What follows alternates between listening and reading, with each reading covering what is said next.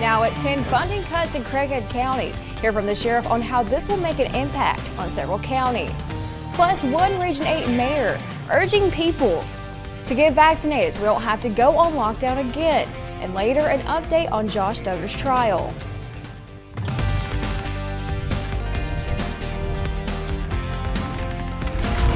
Region 8 News starts right now. The Arkansas Department of Human Services cut funding for the crisis stabilization units in the state. And with how big of an impact the one in Craighead County has on the region, we spoke to Sheriff Marty Boyd on what this means for those who need mental health help. The only 4 crisis stabilization units in the state will lose 60% of their funding. They would be cutting the reimbursement to the operators of the facilities. Funding is set to be cut by Thursday. But Sheriff Boyd says Craighead County will not be affected yet because they are still in the 2-year window for initial funding. We learned in that time that we were guaranteed through October. However, when that day comes, and if the county loses MidSouth Health Systems as its unit operator, it could have a negative impact on 20 counties. And it definitely does limit what tools law enforcement or what the public has available. Sheriff Boyd says he hopes this does not lead to temporary closure like Washington County's unit. Unfortunately, we're going to go backwards. The sheriff added inmates will be sitting in a cell until they get ordered to a psychiatric care unit. There's so few beds in the state of Arkansas, there's sometimes a year waiting list for those beds.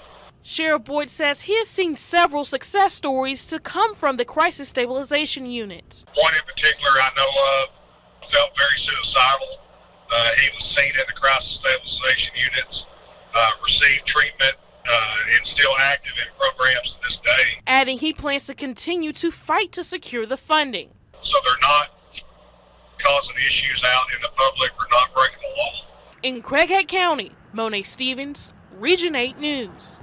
Monet, thank you. Arisa Health, who manages MidSouth Health, released a statement tonight saying, quote, unfortunately, a 60% funding cut recently proposed by the Department of Human Services would severely limit our ability to deliver a program that meets our quality and safety standards. They add they will continue to work with law enforcement to help avoid arrest and incarceration for people suffering mental health crisis.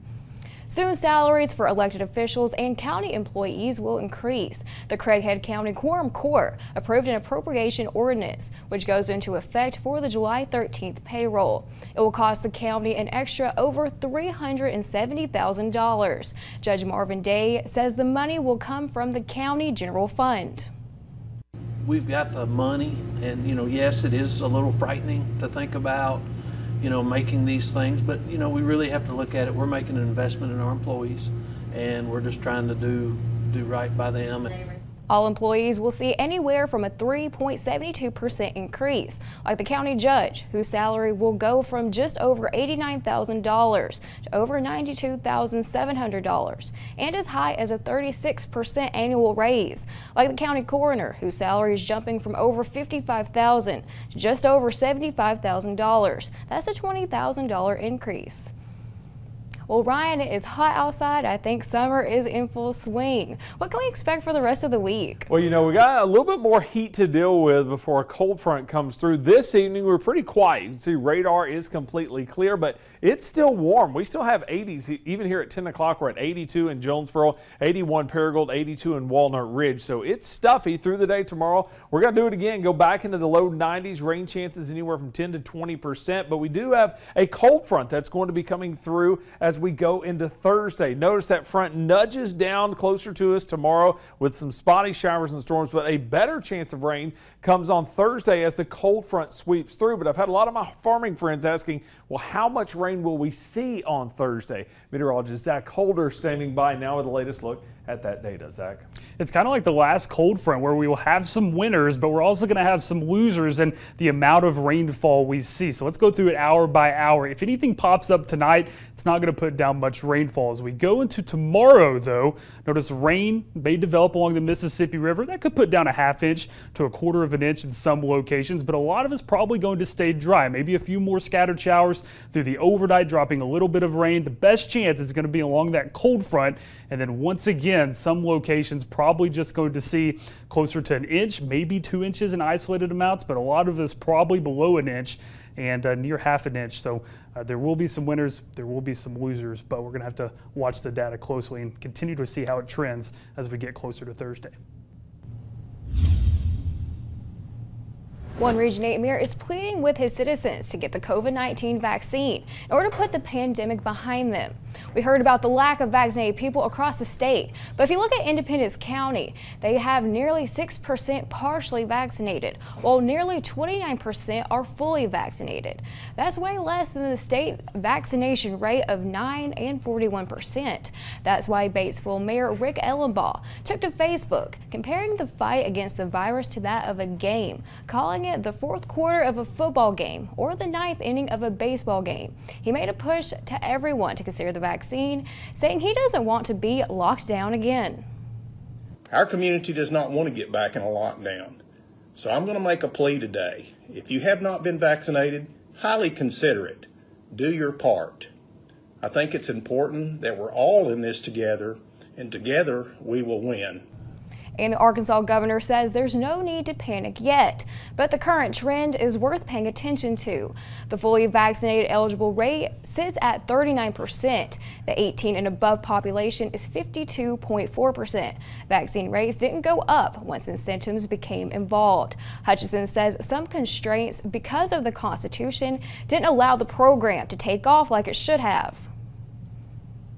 To be an effective incentive, it has to be immediate gratification, and that was delayed in this instance. But even beyond that, Ohio, which probably had one of the most successful incentive programs, they canceled theirs. They canceled their lottery because it had an initial splash and effective period of time, but then it declined. Since January 26, more than 3,700 have been hospitalized, and over 98% of them weren't vaccinated. Some good news though, 78.5% of residents and 57% of staff in long-term care facilities have had their vaccine. And a live look from the I-40 bridge, where Tennessee crews have 7 of the 8 permanent plates in place. The drilling and bolting of these plates are ongoing. The company making the other steel components are still working on them, but delivery is expected this week. That bridge was one of the main topics addressed by the American Society of Civil Engineers. An interview with our DC Bureau CEO Tom Smith talked about the national status of bridges and their impacts. They say the status went down in their annual report card because so many are over 50 years old, and believes there should be more inspections. As you have increasing concerns about the bridge condition, you need to have those inspections more frequently. And I think that's something we really do have to carefully evaluate. Smith added the Federal Highway Commission spoke at their conference just weeks ago, and they are heavily discussing missed inspections like the ones before the crack was found on the I-40 bridge. Facing pushback against a bipartisan infrastructure plan in Washington, President Biden is taking his sales pitch on the road. He traveled to Wisconsin today and spoke about the massive investment in everything from roads to high-speed internet. Alice Barr has the latest from Washington. President Biden in Wisconsin today selling the bipartisan framework for a more than $1 trillion upgrade to roads, bridges, the rail and water systems, and broadband internet.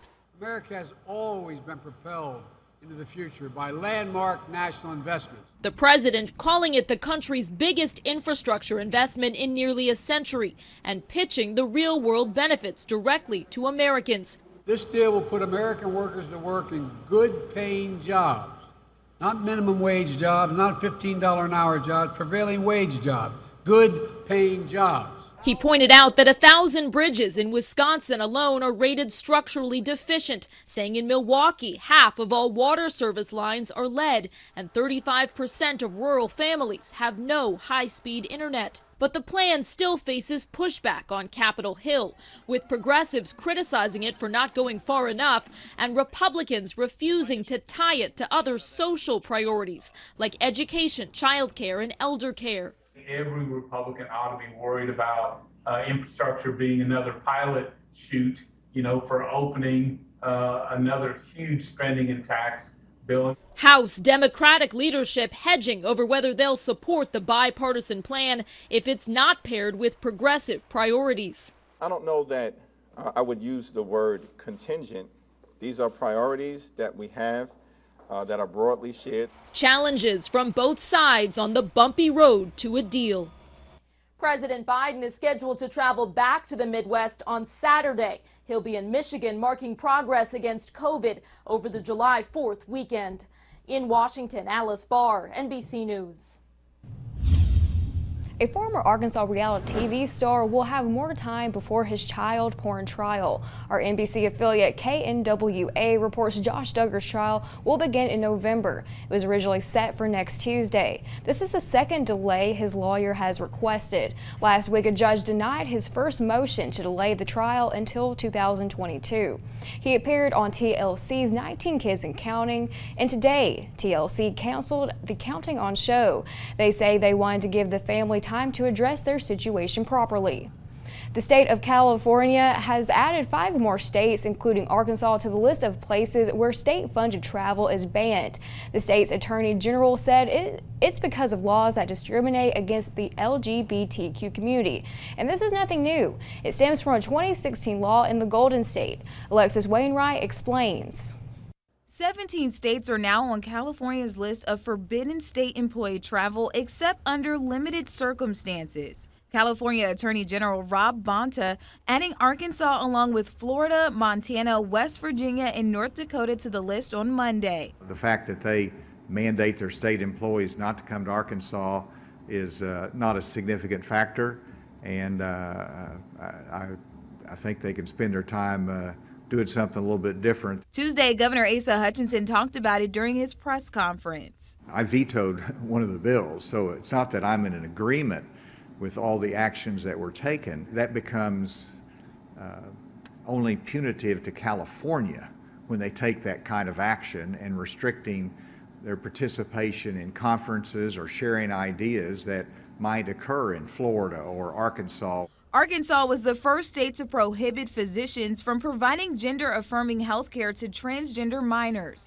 regardless of the wishes of parents. I warn this could cause our state some economic opportunities, and we're talking about California now, but who knows what other states or entities aren't coming to Arkansas because of these kinds of bills that have been passed. Leaders here in the natural state are reacting to the announcement. We don't need our government employees coming to Arkansas to infect our state with their terrible policies. I love Arkansas. I want us to have as many opportunities as we possibly can, so I'm honestly not surprised at this.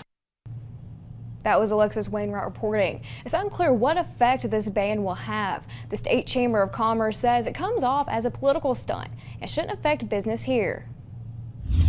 Well, speaking of fireworks, we're checking on rules from one Region 8 community and what you need to know before lighting up.